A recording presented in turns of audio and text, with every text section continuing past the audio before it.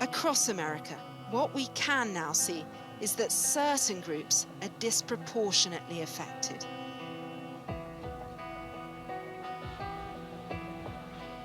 In Louisiana, 70% of those who have died are African Americans, yet they represent only 32% of the population. In the lower Ninth Ward, destroyed by Hurricane Katrina, they're bracing for another disaster. Anita's mother, Mary, has fluid on her lungs, but she took her out of hospital, fearful she might also get coronavirus. To make sure she don't die from it. Because another thing, you know, your people dying from it and they're alone. They're alone. Who want to go out like that? You can't have a proper burial for them. You know, and it's sad. So we just said we'll stay here with Mom until all this pass over. It's quite a risk you took. Right, it's very risky for her.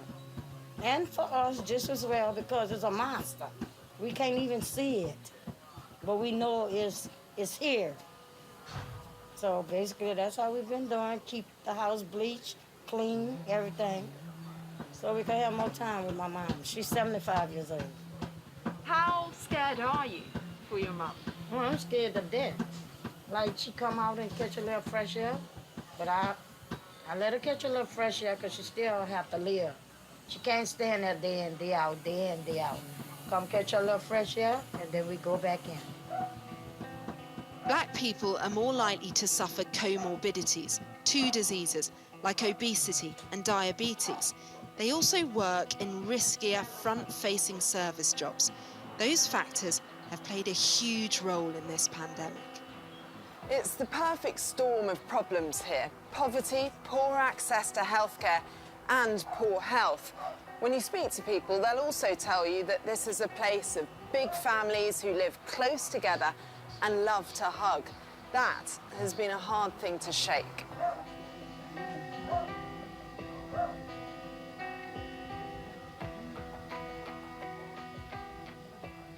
The famous Mardi Gras is too. City officials pressed ahead with it in late February, a heaving mass of people on the streets. 2 months later, New Orleans had the highest death rate in America. But that was long before a national emergency was declared.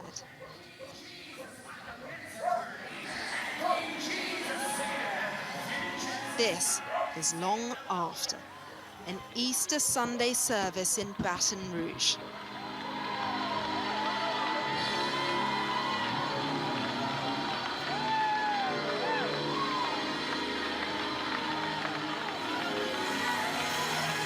We hold these truths to be self-evident, that all men are created equal and are endowed with rights from their Creator, certain unalienable rights. Among these are life, liberty, and the pursuit of happiness. And this freedom that I have does not come from my governor. It comes from my God. From my God. A fierce, uncompromising show of American individualism.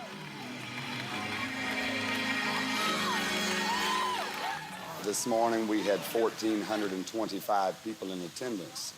People came here from 20 different states this morning to worship with us.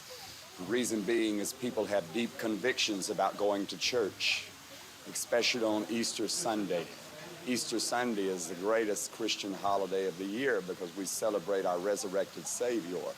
Every church's doors are shuttered in America. As you know, worshiping God behind a screen on a television is not the same as worshiping God in person. What do you say to those people that accuse you of being irresponsible, putting lives at risk? I say to them, don't be a hypocrite. Anybody that's on that road right now, anybody that's in a retail store such as Walmart, such as a liquor store, if you go to those places but will not come to church, you're two-faced. You're a hypocrite. It is hard to comprehend when you hear stories like this one. The Franklins lost 4 members of their family in just 12 days. Every other bed was one of the family members, 4 family members in the same ICU at the same time? It was first my uncle passed, then a few days later my grandmother passed, and a few days later my dad passed, and a few days later after that my other uncle passed. You've dealt with so much loss in such a short space of time. How are you coping? The whole virus is just unbelievable, and what's the hardest for me is some people really think that it doesn't exist and it's not real. And we've buried 4 family members. We've buried my husband and 2 of his brothers in the same funeral, 3 caskets in a row. And I just want the world to know that this is real. Do you think that poverty to some extent in New Orleans and Louisiana as well has played a role? People fearing they won't have enough money to go to the doctors? I think health conditions has a huge part of it in some cases, but people in New Orleans are very culturally superstitious. People don't like hospitals here. You have to be really sick to go to a hospital in New Orleans. Yeah. Like I said, my dad's fiance forced him to go. Especially African-American families. Mm-hmm. We have big stigmas about hospitals. Local author Maurice Ruffin sees a past and present marked by disadvantage. Why do you think Louisiana is suffering as much as it is? Well, I think that part of it's economic disparity. The South does tend to have less money than the northern part of the country. Here in Louisiana, in particular, there's this legacy of systemic racism that has been borne forth to the present, and that means that a lot of African Americans in this city and in this state don't have good economic opportunities to get education or health care, and those things have played forward throughout this entire pandemic.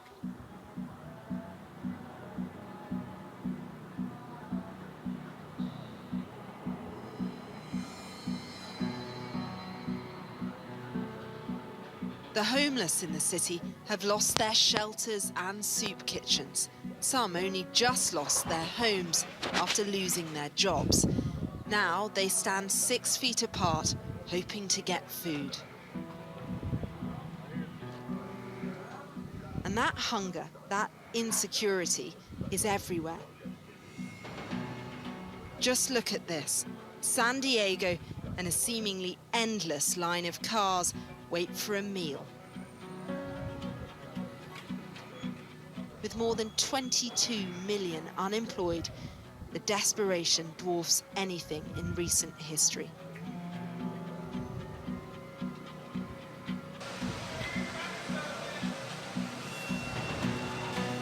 Marnie, 3! All the way to number 3. 3! The food bank Feeding America has seen a 40% increase in demand. It expects a shortfall of $1.4 billion.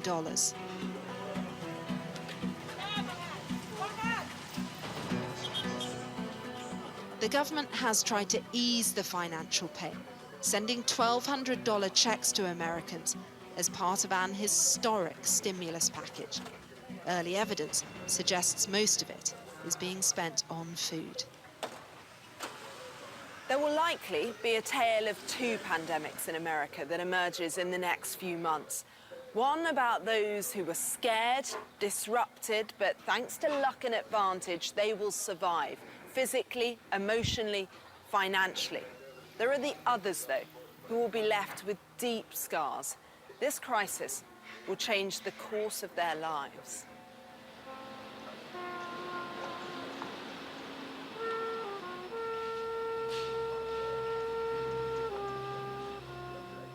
New Orleans is a city divided by the haves and have-nots. It is now being stalked by a virus. Once again, the poorest people are carrying the heaviest burden.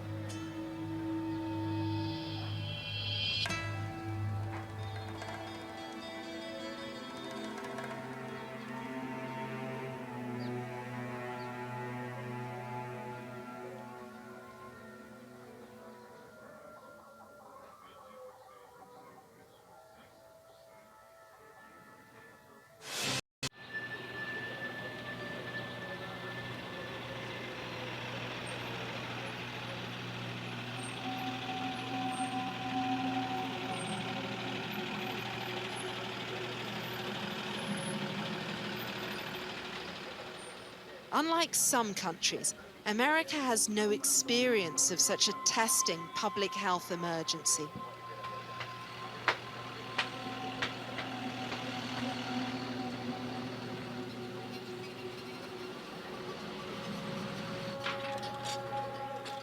In a cramped New York, hospitals are so full, they're ferrying patients around in groups in a vehicle normally used for mass casualties. Nothing? Can you get her last name? What have the last couple of days been like for you? Like lost time for me. Trouble breathing? No breathing. What about nausea? Any nausea or vomiting? Any nausea or vomiting? No.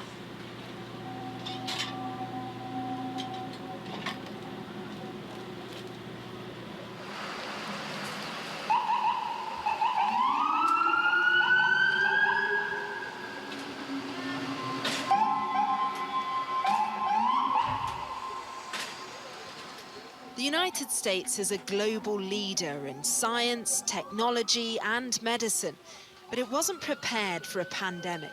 No one really was. And it has never had to collectively sacrifice quite like this. In just 1 week, the world's superpower was asking nurses to make their own gowns and masks.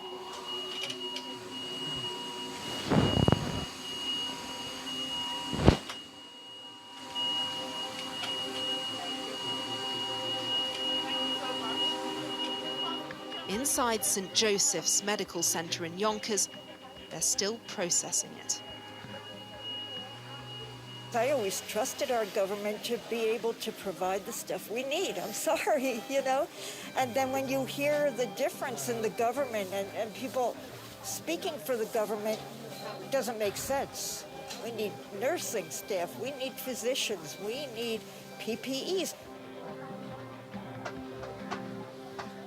America is not Italy, but, you know, it turned out that we were much worse. So it's definitely something that we think about, and it's hopefully going to change in the future, because this is unnecessary and just sad at this point. Why do you think America suffered so much? We were unprepared. We were unprepared for this. The decisions made by state governors have been critical. Some moving quickly, others not moving at all, with some high-stakes consequences. But there are those who still feel the buck stops with the president. I think he needs to accept his responsibility in this and now try to fix it. But don't blame everybody else and all the other people and the other governors and mayors and things like that, when if early intervention, I think he could have prevented some of this. You feel let down by Donald Trump? Yeah, for sure. I mean, it's the administration, like I said, just had no plan for this. So it's hard when you are going through this and you're in the midst of it, and there's really no support coming from anywhere except, you know, this local community. Are you having chest pain? Yes. Yes, okay. So they want to make sure everything in your lungs are okay. Right. So this is a special kind of film that we're ordering to look at it, okay? Coming through. What is clear inside St. Joseph's is the inherent goodness of this country, the selflessness and the heroism of its people, however politically divided it may be. What are the things that stick in your mind the most? I guess stories of a nurse saying, I had a day off yesterday, and tears just kept coming to my eyes. And here she's back again to work through the day. Families being separated from their dying loved ones. To me, that's inconceivable. Know that unfortunately there'll be a lot of people who don't survive this. At least 75% of the people who go on ventilators are not coming off. This team has seen things they couldn't possibly coach their hearts or minds for. How much death have you personally confronted? We've never seen anything like this. Personally, in one 12-hour shift, I pronounced 6 people dead, just me, and that didn't include the other physicians who had deaths as well. It's a staggering number. It's a staggering number. I've never had anything like that in my entire 20-plus year career. The psychological impact on medical staff will likely be felt and studied for years to come. The hardest moments are when you feel like you're just stretched so thin, where it feels like there's no way that you could take care of the patients that are here in the way that you're trained to do so. That's really the hardest part, because all of us here, I mean, we went to school, we learned all the things you're supposed to do on a regular basis, and when the capacity is overloaded and you can't make those things happen, it weighs on you. And you know that there are people that are going through some serious hard times and possibly their last moments on this earth, and you just want to be able to stand there with them and hold their hand, and it's impossible. This was new to everyone, dislocating, bewildering. It will reshape the country and many families. There are just so many stories of loss and isolation. I've just been told they had a wife and husband, a sister and brother. They came in together, they had to place them apart, and they all died alone.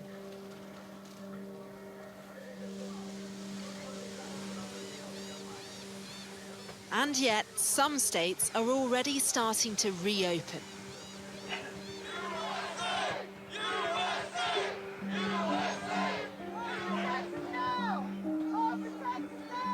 The fact is, America is a decentralized country that champions individual liberties. Protests in Texas, Michigan, and Minnesota show people are impatient to get back to normal life. Others want to keep the brakes on. What Mr. Trump has had to wrestle with is that choice is theirs to make. When somebody's the president of the United States, the authority is total, and that's the way it's got to be. Your authority is It's total. It's total. And the governors know that. What are you going to grant me what the Constitution gave me before you were born? It's called the 10th Amendment. I didn't need the President of the United States to tell me that I'm governor. I think that states are much more weary of relying upon the federal government now, and they've formed the western states on the West Coast and the Northeast have formed their own consortiums that are going to make decisions together about when to reopen. And I think that they've learned a lesson about relying on leadership from the White House, and that they're going to largely try to do this on their own, and it doesn't really matter almost what Trump is going to say. The United States was challenged by a complex foe, undaunted by its borders and military might. It didn't mobilize a global response. Few expect that of anyone anymore.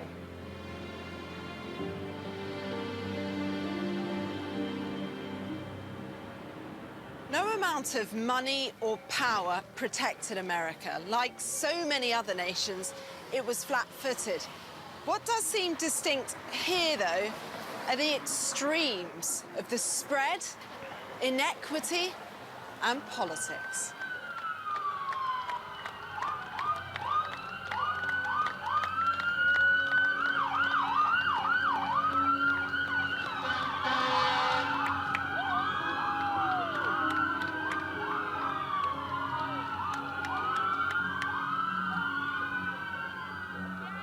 Lives have been ruptured, but that trauma has also brought a unity of purpose.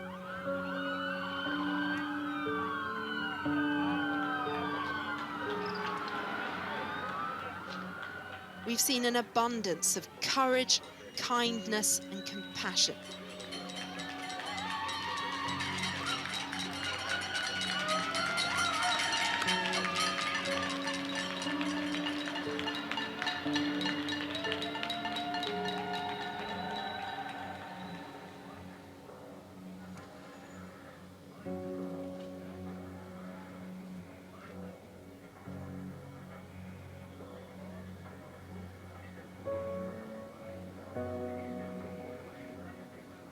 There was no single guiding light for the world to follow.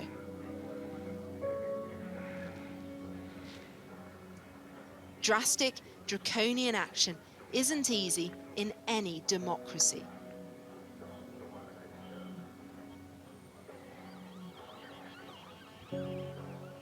This one won't ever be the same again.